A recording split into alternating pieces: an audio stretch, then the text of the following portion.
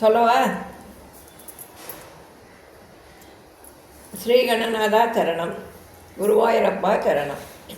அஸ்மஸ்யம் பிரணயம் நீத்திய சுரேஷு தோஷம் சிதிதேஸ்வத சமாப்பிய சுதாம் சுரேஷு துவம் பக்தலோகவசகோ நிஜரூபமீத்திய சொற்பானுமத பரிபீத சுதம் வயலாவி. அசுரர்கள் இவள் நம்மிடம் மிகுந்த அபிமானம் உடையவள் என்று அமைதியாக இருந்தார்கள். பக்தர்களுக்கு வயப்படாதவனாகிய நீ அமுதத்தை தேவர்களுக்குள்ளே கொடுத்து முடித்து விட்டாய். பின் உன் சுரூபத்தை எடுத்துக்கொண்டு தேவர்கள் வரிசையில் அமர்ந்தபடி அமிர்தத்தை பாதி அளவு கொடுத்திருந்த சொர்பானுராகு என்ற அசுரனின் தலையை வெட்டினாய் அல்லவா? தொத்த சுதா அரண யோக்கிய பலம் பரேஷு தத்வா கதே த்வயி சுரைகளு திவி குருணன் கோரேத மூச்சதரனே பலி தைத்தியமாய வியாமோகித சருகனே திமிக விராசிகி. நீ உன்னிடமிருந்து அமுத கலயத்தை கைப்பற்றியதற்கு தகுந்த பலனை பகைவர்களான அசுரர்களுக்கு கொடுத்து மறைந்தாய். உடனே அந்த அசுரர்கள் தேவர்களோடு போர் புரிய தொடங்கினார்கள். போர் கடுமையாக வலுத்த போது தேவர்களின் கூட்டம் பலியின் அசுர மாயையினால் மயங்கி விழுந்தது.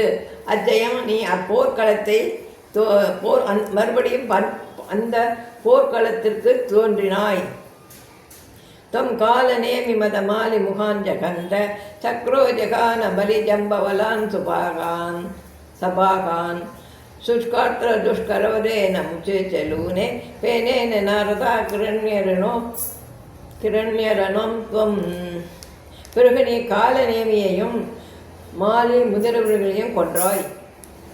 பகாசுரன் பலி ஜம்பவகான் யமன் பலன் முதலியவர்களை இந்திரன் அழித்தான்.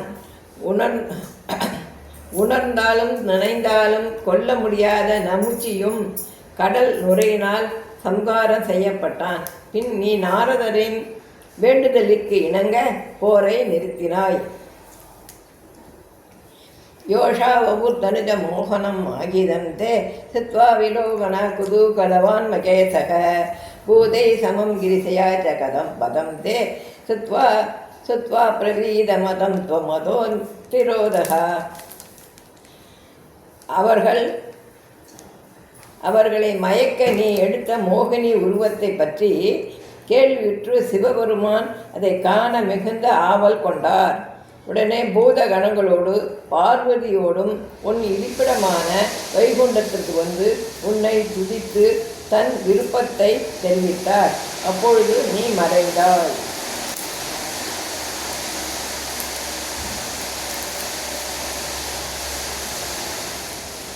ஆறாம் மசினி சந்து காதுகளிலா லோலாயமான நயனாம் கமனிம் மனோத்யாம் சுவாமேஷ வீட்சிய விகலத் வசனாம் மனோபு வேகாதனங்கரிபுரங்க சமாலிலிங்கா. மனதை கவரும் பெண்ணின் உருவத்தை எடுத்துக்கொண்டு ஒரு பூஞ்சோலையின் அருகில் மரத்தடியில் விளையாடி கொண்டிருந்தாய். மரத்தடியில் விளையாடத் தொடங்கினாய். அப்பொழுது உன் கண்கள் அங்கும் இங்கும் சுழல ஆடை நழுவியது. அந்த நிலையில் உன்னை மன்மதனின் பகைவனான சிவபெருமான் கண்டு காம வேகத்தால் உன்னை ஆற தழுவிக்கொண்டான். பூயோபி புத்துதவதி மபதாவிய தேவோ வீரிய பிரமோஷ விகசத் பரமார்த்த போதகா பன்மானிதஸ்தவ மகத்வமுவாச்ச தேவியை தத்தாதுஸ்தமய வாதனிகேதனநாதா. நீயோ அவன் பிடியினின்றும் நெழுவி ஓடலுற்றாய்.